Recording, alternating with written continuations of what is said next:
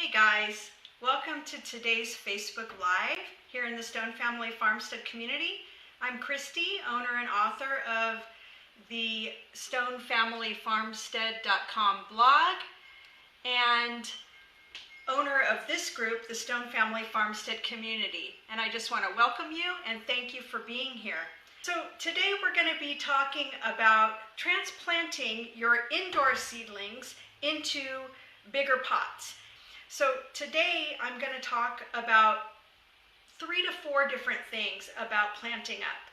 And so before I said that planting up is transplanting your indoor seedlings to bigger pots. So basically, when I plant my seeds, I usually plant them in a peat pellet. I really love these.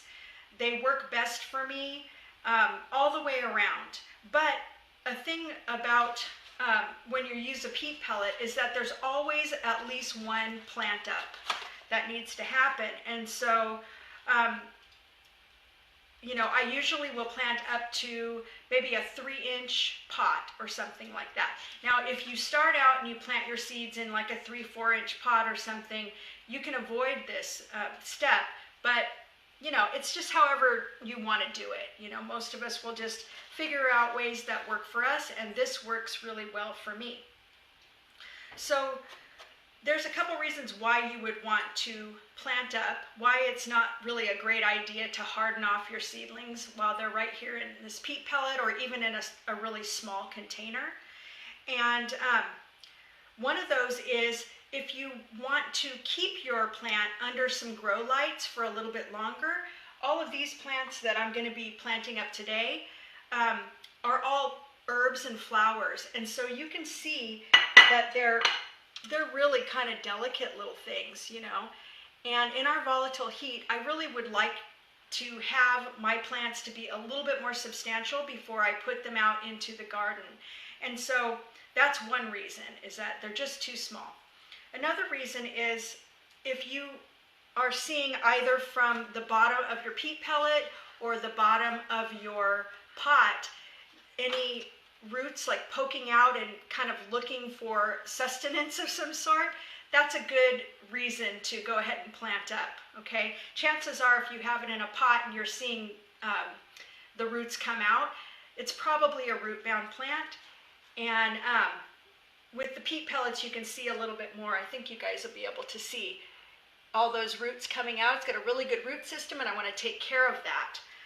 Another reason why you might want to plant up is if your plant is starting to look like it's a little bit sad and droopy, if it doesn't look like it's very healthy or something like that, that might be a good indicator that you want to plant up. So when you see signs of those few things, often when I see my plants looking a little bit droopy or sad, or maybe the leaves turning colors or something like that, that's the cue that I take to go ahead and plant up before I start trying to determine what it's deficient in or whatever. It's just an easier way to do it, and then later I can try to figure it out further if planting up doesn't correct the problem. So now, the next thing that I'm going to show you is how to make a transplant mix. And I'm going to show you 2 different ways. I'm going to show you with a chemical or synthetic fertilizer and without one. I normally will use a chemical or synthetic fertilizer, a man-made fertilizer, if you will. And the reason why I do that is because I didn't know, what I'm going to tell you about that in a minute.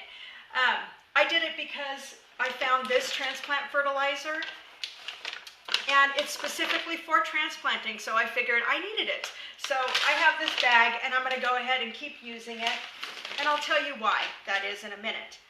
But you can do it with a chemical fertilizer or without one, and it's fine either way. So the reason why you might not want to use it and I'm going to use these interchangeably, chemical, man-made, synthetic.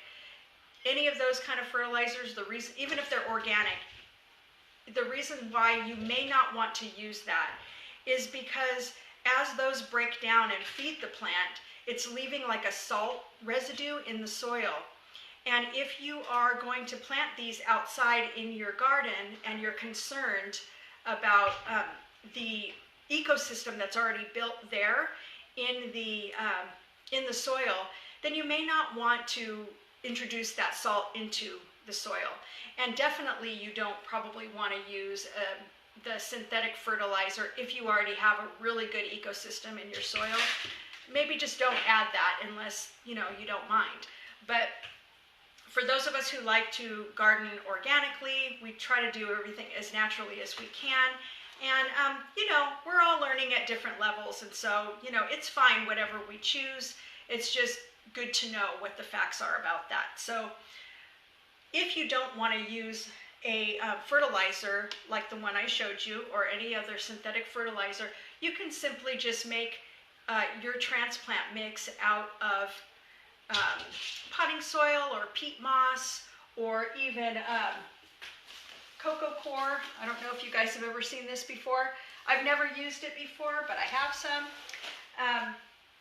You can use any of those mediums, half of one of those with half worm castings, and that'll make a nice fluffy soil for the plant's roots to kind of get down into and receive nourishment from. I'm going to make mine out of just my regular mix that I always use, and I make that out of a potting soil, and that's 4 parts of potting soil, 1 part of worm castings, and a 1/4 part of this starter and transplant fertilizer.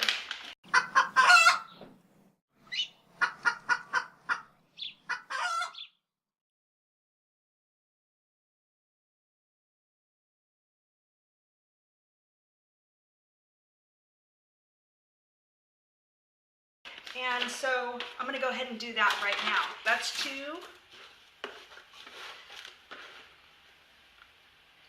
3, and 4. My container might be a little bit, whoops, I'm actually mixing this in the wrong container. This is actually my container that I mix my transplant mix in, so I'm going to go ahead and just dump that in there. And then I'm going to do my 1 part of worm castings. And this year I'm using Vermistera.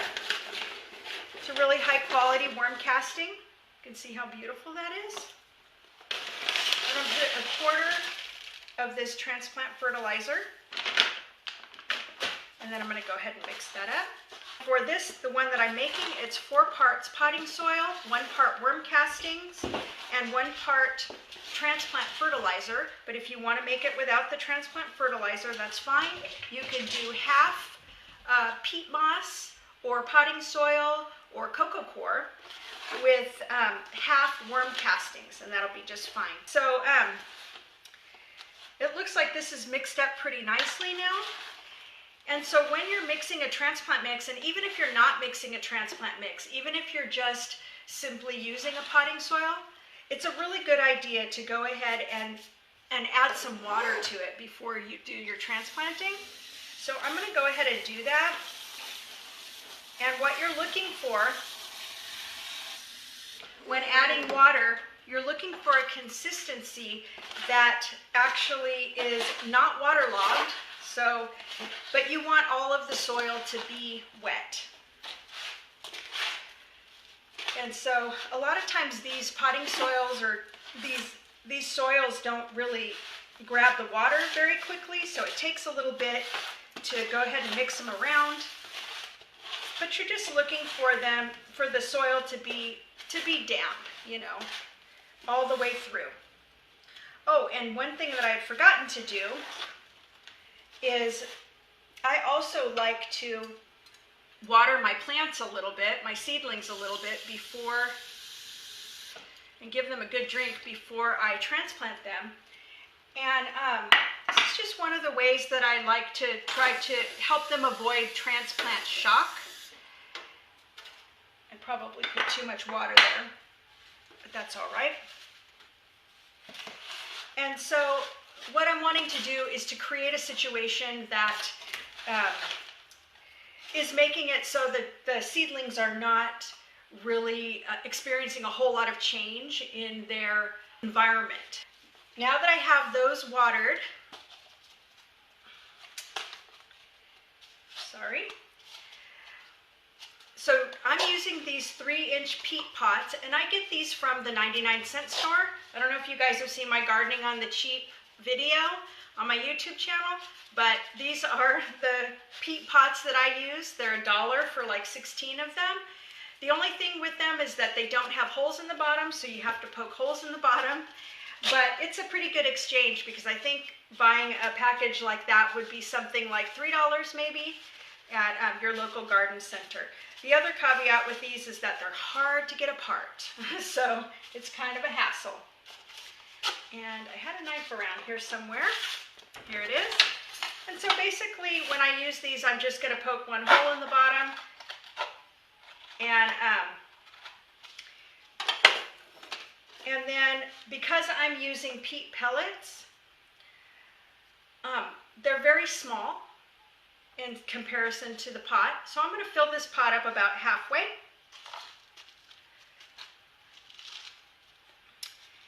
And with the peat pellets, they come with this little netting around it. So what I like to do, I don't think you have to do this, but I like to, because I want to give my plants a good opportunity for the roots to stretch out right away. And so I'm going to take this off of here, being very careful that I'm not destroying the roots. But if some of them break, it's really okay. So I've got this filled halfway. I'm going to set my peat pellet in there, and then I'm going to gently fill the sides up with soil. And remember, my soil is wet and the peat pellet is wet. It would be the same if you had planted in pots, like smaller pots or something like that. As long as the soil's wet, it's fine. And then I like to, with my thumb or my finger, I like to push the soil down, not so much that it's like compacting the soil, but just so that soil can get right around the plant and the roots.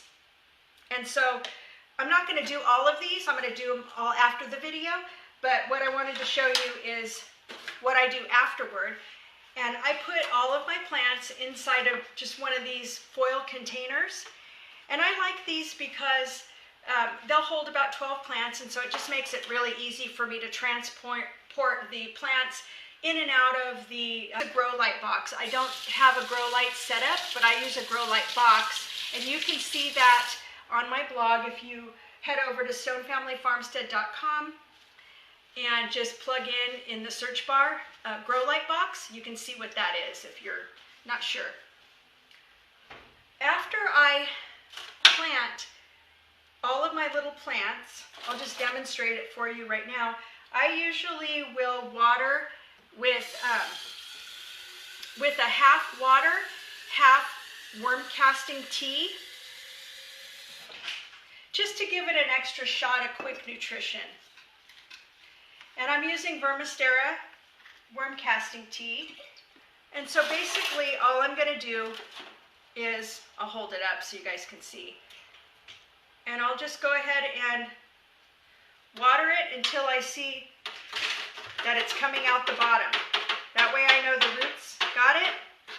Are you hearing that? And so that's basically what I do. And that's pretty much it. Easy stuff, right? And I just want to thank you guys for watching today and for being here. And I hope that you're able to use this information to further your gardening endeavor and to be able to keep your seedlings alive a little bit longer if you had trouble with that before. It's just a matter of getting a feel for what your seedlings need, and the more that you plant indoors, the more that you go through all these motions, the more that you're going to be able to get a rhythm that works for you. Hey guys, thanks again for watching. Don't forget to check out my book at stonefamilyfarmstead.com/easy seed starting. See you later.